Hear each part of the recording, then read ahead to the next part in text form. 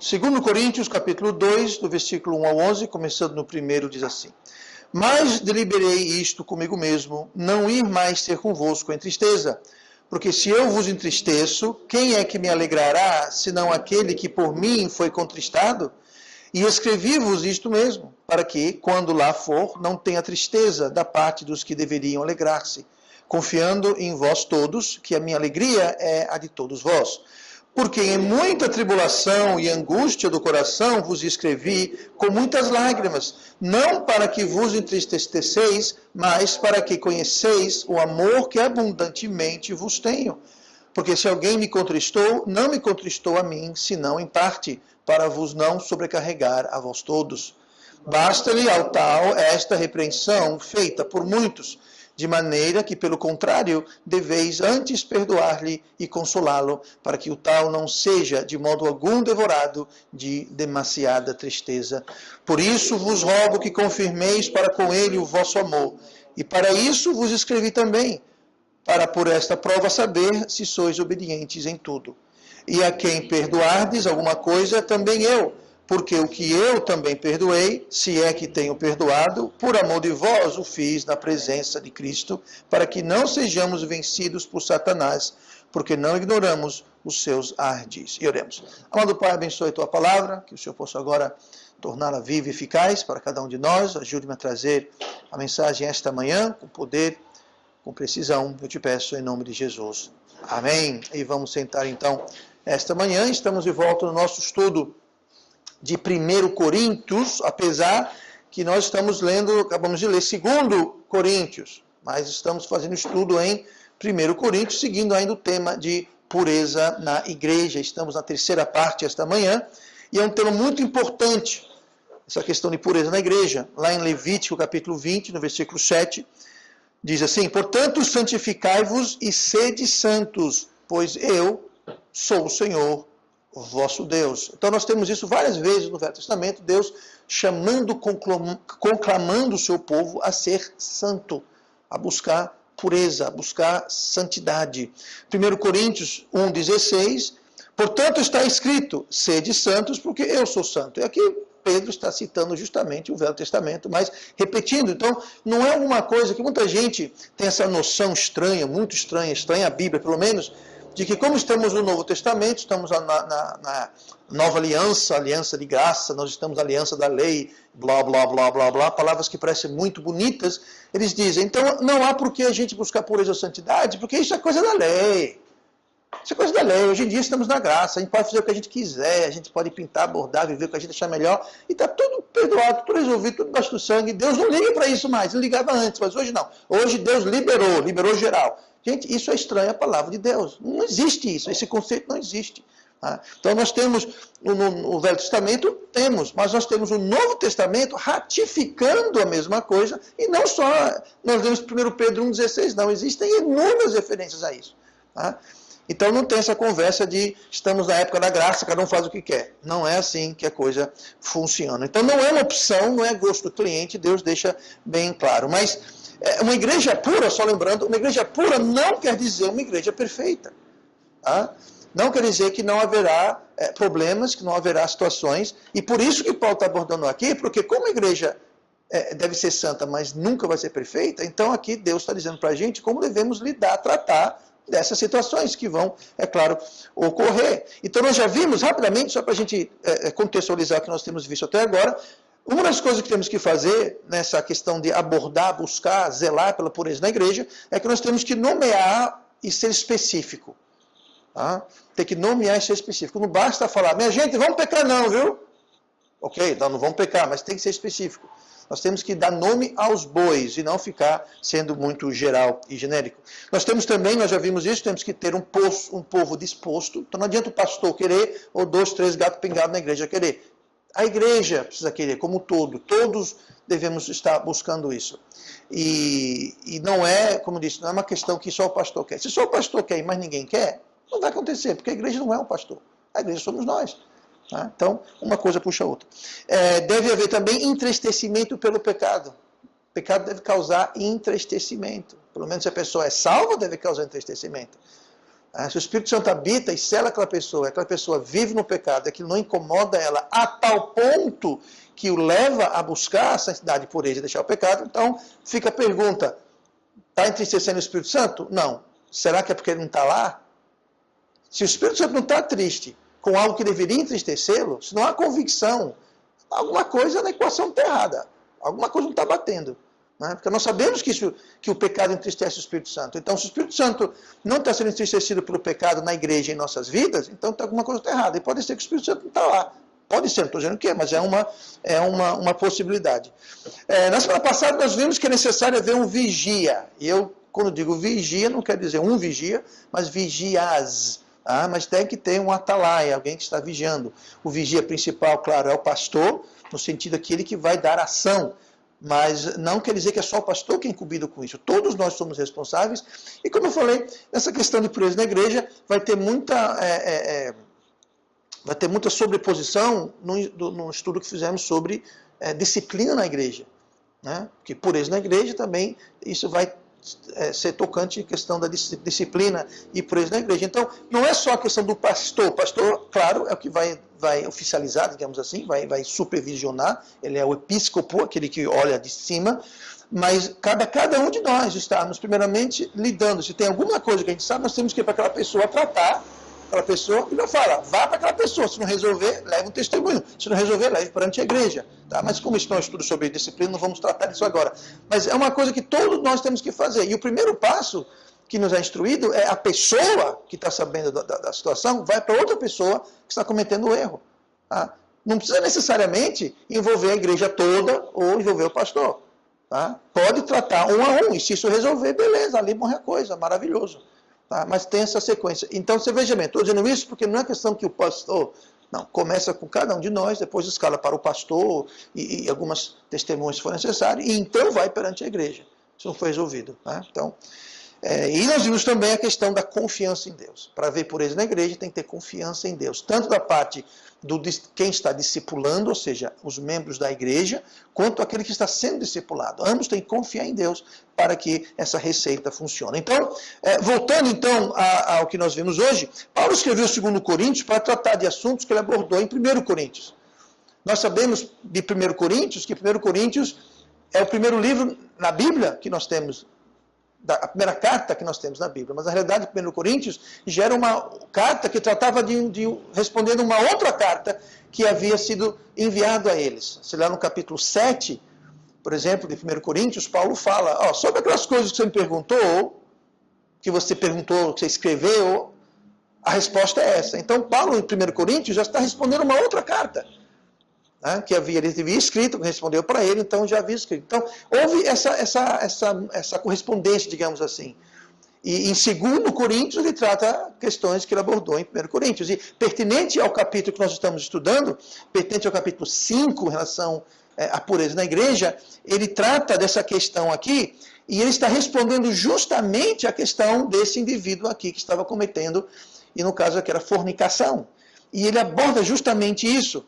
E você pode ver, entre outras coisas, que isso causou tristeza. Olhar do versículo 1 ao versículo 13, que nós lemos de 2 Coríntios 2, Paulo usa a palavra tristeza 3 vezes em 3 versículos.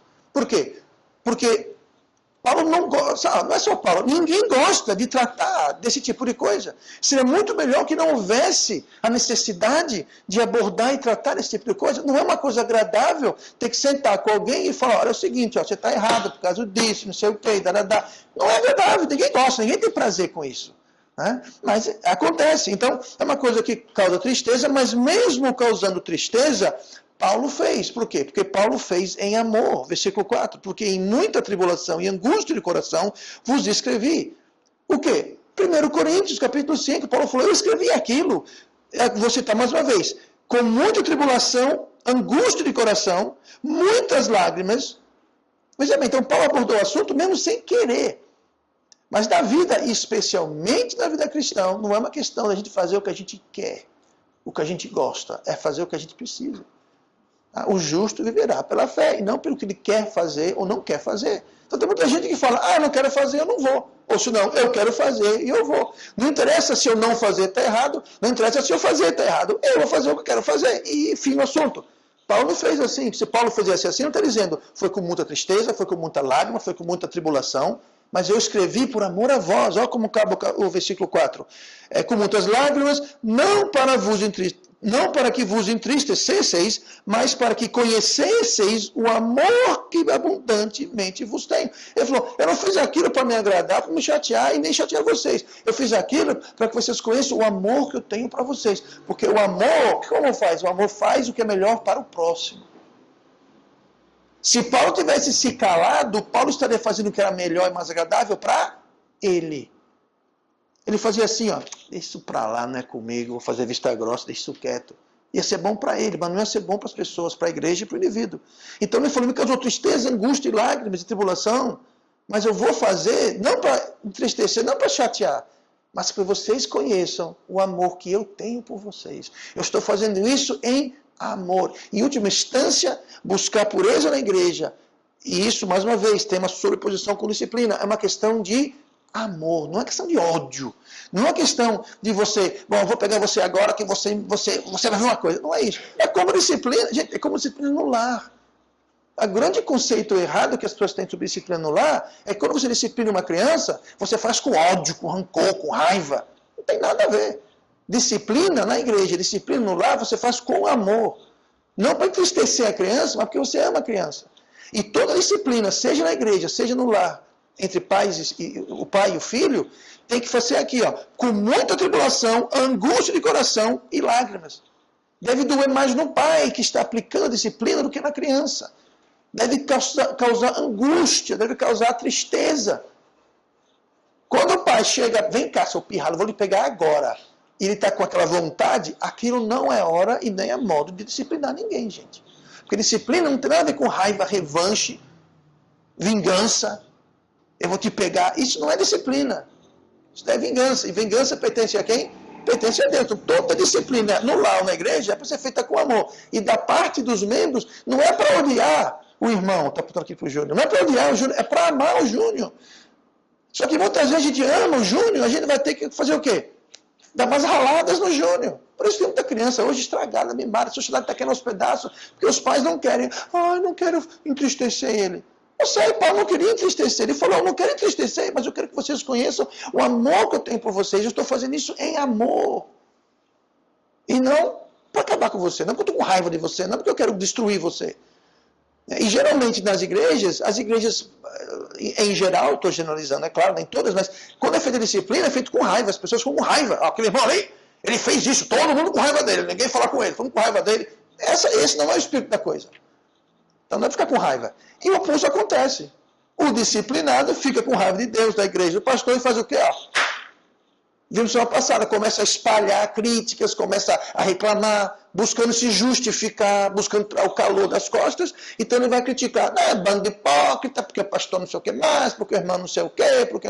Aí começa, o que é isso? É a pessoa rejeitando, a pessoa não está entendendo que aquilo está sendo feito em amor. Então, ao invés de responder por aquilo em amor, ela responde com o quê? Com ódio, com vingança, ou seja, mais carne. Né? Nossas filhas crescendo, quando eram disciplinadas, a primeira coisa que fazia, depois da disciplina, a gente orava, elas pediam perdão, e logo depois a gente se abraçava, a gente beijava, fazia as pazes, a gente ia tomar um sorvete, a gente ia dar uma volta. Acabou, encerrou o assunto, foi tratado, o assunto acabou. Não tinha essa de ficar bicudo, não. Nem os pais, nem os filhos. Disciplinou, tudo bem, tá certo, a gente ora, tudo certo, tá pronto, dá um abraço, tá tudo bem, a gente vai, brinca, vai fazer alguma coisa. Agora a criança rebelde, não. A criança rebelde, quando acaba a disciplina, vem dar um abraço no papai. Não aprendeu a lição. O que acontece? Mais ralada. Por quê? Porque não aprendeu a lição. Não é para ficar com raiva, não é uma questão de disciplina de ambos os lados, é uma questão de amor. Tá? E aqui que a gente está vendo justamente aqui, porque muitas tribulação e angústia do coração vos escrevi, com muitas lágrimas, para que não para vos entristecesseis, mas para que conhecesseis o amor que é abundantemente. Eu estou transbordando de amor por você, e o resultado é justamente isso daqui. Agora, olha o versículo 6, uma coisa um pouquinho triste aqui, né? Ele fala assim, ó, basta-lhe ao tal esta repreensão feita por muitos. Muito triste aqui. Note que fala, A repreensão foi feita, não foi? Que repreensão? Aquela que nós falamos.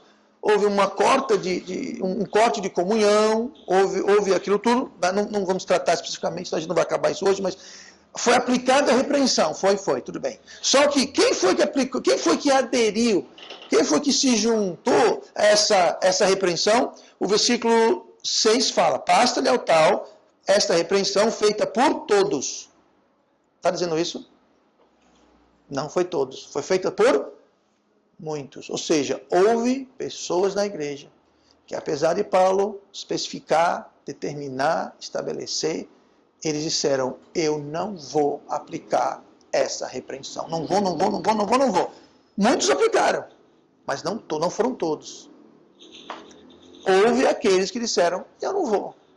Provavelmente, aqueles que disseram eu não vou, geralmente quem não entra na repreensão, é quem também tem culpa no cartório, é quem também tem alguma coisa devendo. Então, ele não vai, para uma questão de coerência, né? Bom, como é que eu vou cortar a comunhão com o Júnior porque ele fez isso, se eu estou fazendo a mesma coisa ou algo parecido? Então, eu não vou, eu vou tomar partido do meu xará em crime aqui, entendeu? Eu vou tomar partido dele aqui. Então, nem todo mundo entra na jogada. Bonito aqui seria se repreensão feita por todos. Houve uma unanimidade na igreja, todo mundo se juntou para fazer isso. Com raiva do Júnior, eu estou usando o Júnior hoje como pecador mau aqui, não com raiva do Júnior, mas com amor. Mas veja, aquela pessoa, eu aqui, que não vou aplicar repreensão no Júnior, porque eu também tenho culpa no cartório, tem uma coisa, eu estou amando a Júnior ou a mim? Eu estou fazendo isso para o bem do Júnior ou bem para mim? Eu estou fazendo isso porque eu quero também me livrar ou fazendo por ele? Então, mais uma vez, os muitos que fizeram em amor. Os outros, eu imagino, os poucos, né? Se muitos fizeram, então foram poucos, né? Pelo menos isso, amém? Foram poucos que não aderiram. Mas os poucos que não aderiram, não foi por causa de amor, gente. Não foi por amor, não foi por interesse a Júnior, não foi por interesse do bem da pessoa, não. Foi de interesse e para o bem dele mesmo, daqueles poucos mesmo, que não entraram no esquema de repreensão que Paulo estabeleceu. Tá? Então é muito triste, mas nem todos, né? Nem todos aderiram. Mas funciona.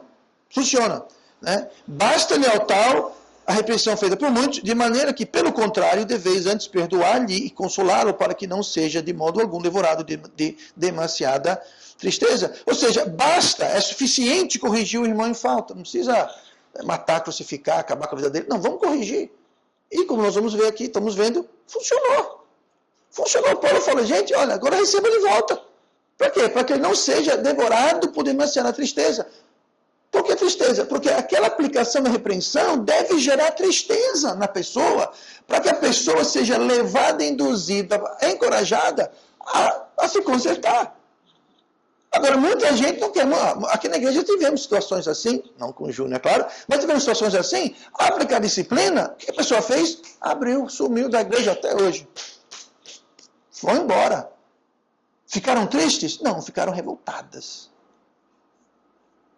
O propósito não era esse. O propósito era entristecer para a pessoa falar, sabe uma coisa? Eu estou errado. Sabe uma coisa? Eu estou sendo falta da comunhão com meus irmãos. Sabe uma coisa? Eu estou sendo falta da comunhão na igreja. Eu vou me endireitar. Agora, se comunhão com os irmãos, fazer o que é certo, estar bem com a igreja e com Deus não é importante, a pessoa fala, estou fazendo o que aqui? Eu não vou deixar o meu pecado. Eles estão aplicando a repreensão. Eu vou embora. E muitas pessoas, é isso que acontece. Elas saem. Mas ao sair, você resolveu o quê? O problema de pureza na igreja. Note, a pessoa que saiu não foi expulsa. Ninguém expulsou, ninguém falou, sai daqui, ninguém expulsou. A pessoa decidiu se retirar. E se ela fez isso, então, tudo bem. Ela não foi expulsa, não deve ser expulsa. Então, para que aplicar a repreensão? Justamente para ter esse efeito aqui, para a pessoa cair na real e se arrepender e buscar a comunhão de volta com Deus, com a igreja, fazer o que é certo. Essa é a reação que Deus quer. E aqui funcionou, porque Paulo está dizendo, olha, basta o que foi feito, né? Agora, pelo contrário, deveis perdoar-lhe e consolá-lo. Então não é para ficar com a raiva dele para o resto da vida, marcar ele, tá vendo que o Júnior, ninguém mais nunca falei com ele. Não, consolar. O que passou, o que ele fez está feito, ele pediu perdão, se arrependeu, mudou, zerado. está tudo de volta ao normal. Vamos consolá-lo, vamos recebê-lo, como se nada tivesse acontecido. Isso é como deve acontecer. Mas quem vai determinar isso é o Júnior. Como o Júnior vai reagir à repreensão? O nosso papel é o quê? É aplicar a repreensão. Agora, como a pessoa vai reagir, se endireitando ou caindo fora, bom, aí não é com a gente. O nosso papel é fazer o que a Bíblia manda. Como é o papel, mais uma vez, do Júnior de fazer o que a Bíblia manda. E nesse caso aqui é se acertar e voltar à comunhão plena. Né? E o versículo 8. Por isso vos rogo que confirmeis para com ele o vosso amor. Mais uma vez, confirme com ele. Você receba e mostre seu amor para ele. Receba ele de volta. Né? E o versículo 9, né? Por isso vos escrevi também, para que por essa prova saber se sois obedientes em tudo. Mais uma vez, a questão de quê? De obediência, de seguir. Seguir a Paulo, indiretamente a Paulo, mas na realidade seguindo a Cristo, seguindo a Bíblia.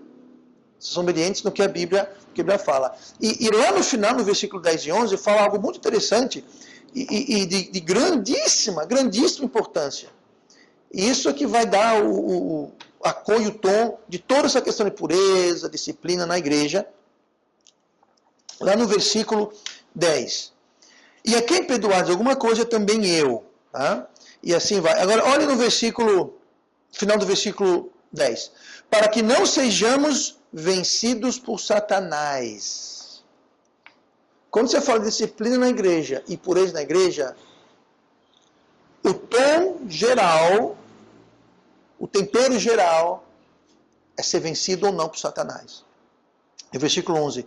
Porque não ignoramos os seus ardis. Ardis é algo sutil e enganoso e quase, muitas vezes, imperceptível. Quando se trata de pureza e disciplina, o diabo vai aproveitar qualquer e toda brecha que lhe é apresentada.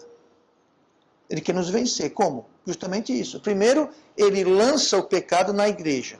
Ele não pode colocar. Alguém tem que trazer, como no Jardim do Éden. O pecado não estava lá. O pecado foi levado. Então, o pecado é trazido para dentro da igreja. Se não for tratado direito, aquilo vai fazer o quê? Ele vai começar a trabalhar para vencer.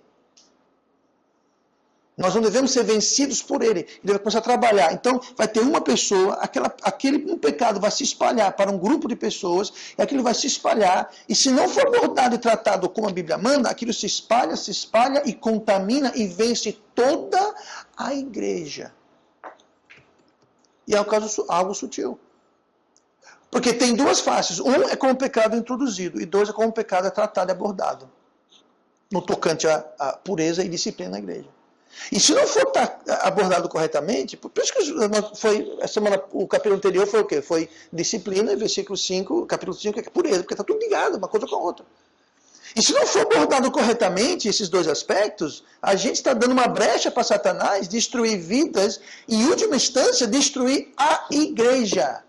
E destruir não quer dizer desabar o teto, cair as paredes, não é isso que estou falando, mas a igreja pode até estar de pé, ter uma placa na frente, ter culto, ter horário, ter tudo, mas não vai ser mais uma igreja de Jesus Cristo. Vai ser uma concha oca, vai ser um vaso vazio. Vai ser só uma fachada. Quando o pecado entra, impera, reina, não é tratado, não é abordado, não se busca pureza, não se prega pureza, não se trata com disciplina, deixa a coisa rolar, aquilo vai destruir. A igreja, como um corpo vivo, vibrante de Cristo, vai ser destruído. Um dos aspectos, características da igreja é um povo salvo, batizado, convocado para quê? Para buscar o avançamento do reino de Deus na terra. Essa é uma das características. E se o pecado está reinando, correndo solto na igreja, as pessoas não estão tratando, a liderança está ignorando, a coisa está correndo solto, sabe o que vai acontecer? Te garanto que aquela igreja não vai ter como alvo principal avançar o reino de Deus na igreja. Por isso que muita igreja hoje são clubes, são boates, casa de show, literalmente. Você vai lá, as pessoas querem um show, bota aí gelo seco, luz piscante, uma bateria, uma música bem agitada, estamos dançando, requebrando. Aquilo é igreja? Não. Vocês fazem o quê? Estamos louvando Deus. Pronto, só faz aquilo não é louvor, pela bagunça. Não ganha uma alma, não ajuda não faz nada. Se reúnem só para batucar, dançar, se requebrar, esse tipo de coisa. Aí botam Jesus no meio, botam Deus no meio, botam uma placa na frente que é igreja e chamam aquilo de igreja. Aquilo não é igreja, aquilo virou um clube. Por quê? Porque em algum lugar, ou talvez nunca houve, essa questão de abordar pureza e aplicar disciplina. Então a coisa foge. Então está dizendo aqui, ó, para que não sejamos vencidos por Satanás. Satanás quer vencer, ele quer entrar, ele quer vencer. Satanás não entra para perder, ele entra para vencer. Então nós não devemos ser vencidos por Satanás, e Paulo fala, porque não ignoramos os seus. Às vezes, quando a gente ignora a presença do diabo através do pecado na igreja, e a gente não trata aquele pecado devidamente, o que acontece é isso. Nós somos vencidos por ele e acaba enganando. E quando a gente percebe, a coisa já está lá na frente. Tá? Então, temos que ter muito cuidado com isso. Tá? Mas funcionou. O versículo 7 fala, funcionou. Né? Deu certo essa receita, porém há um custo. Há um custo. Apesar de ter funcionado, o irmão foi restaurado, e o irmão sendo restaurado, houve um custo. Que custo? Bom, houve entristecimento. E deve haver entristecimento. Pecado causa tristeza no crente. O pecado não causa tristeza no coração do mundo. Agora veja bem, o mundo sofre com o pecado. Mas o mundo sofre com a consequência do pecado. O crente sofre com o pecado, o crente deve sofrer com o pecado mesmo antes das consequências do pecado. Mesmo antes do salário do pecado, mesmo antes do resultado do pecado, o crente já deve ficar entristecido. Porque veja bem, pecado não é assim. Pequei hoje, amanhã vem a consequência. Não. Não. Se o pecado fosse assim, baft-buft, pequei agora, o salário vem daqui a 5 minutos, ninguém pecava. O problema é que a gente peca hoje, e peca amanhã, e peca semana que vem, às vezes o resultado só vem o mês que vem ou o ano que vem. Às vezes são anos para o preço pleno do pecado ser consumado. Mas o preço vem. Então, quando o preço, salário, consequência do pecado vem, crente e descrente, mundano ou não, salvo ou não, lá vai entristecer quando vem as lapadas. Agora, a diferença é que aqui, quando inicia, antes de vir a colheita maligna do salário do pecado, antes que venham as consequências, o mundo está rindo aqui. Mas o crente aqui deve estar triste. Deve estar quebrantado. Porque ele não está sofrendo lá porque está recebendo na carne as consequências. Não. Ele está contristado aqui no começo, no espírito. O espírito está contristecido, porque o Espírito Santo que o cela, que o habita, está extinguido, apagado e triste. Essa é a grande diferença. Então, o mundo comete o mesmo pecado que o crente comete, e o mundo está nem aí. Agora, não entenda, não é que, então é melhor ficar no mundo, que o pecado não tem consequência. Vai ter consequência. Haverão lágrimas. Haverá consequência. Vai ter, não se preocupe, vai ter. Só não vai ser hoje, amanhã, mas vai ter. Mesma coisa para o crente. O crente hoje vai ter consequência. Se não está tendo ainda, vai ter. Agora, o crente deve estar contristecido no espírito. Então, há contristecimento. Não só em quem peca, mas as pessoas da igreja. Deve também entristecer as pessoas da igreja que esse tipo de coisa está acontecendo. Então, a disciplina pode ser feita em tristeza e com amor, como nós lemos no versículo 4, onde fala sobre tribulação, angústia de coração, lágrimas. Mas fala, eu fiz tudo isso em amor. E nós temos que ter muita ciência disso. Amém? Vamos encerrar por aqui hoje e na semana que vem nós vamos voltar para o capítulo 5 de 1 Coríntios. Mas era apropriado a gente dar uma escapadinha para 2 Coríntios, porque abordava diretamente o que nós vimos na semana passada. Amém? E vamos lá.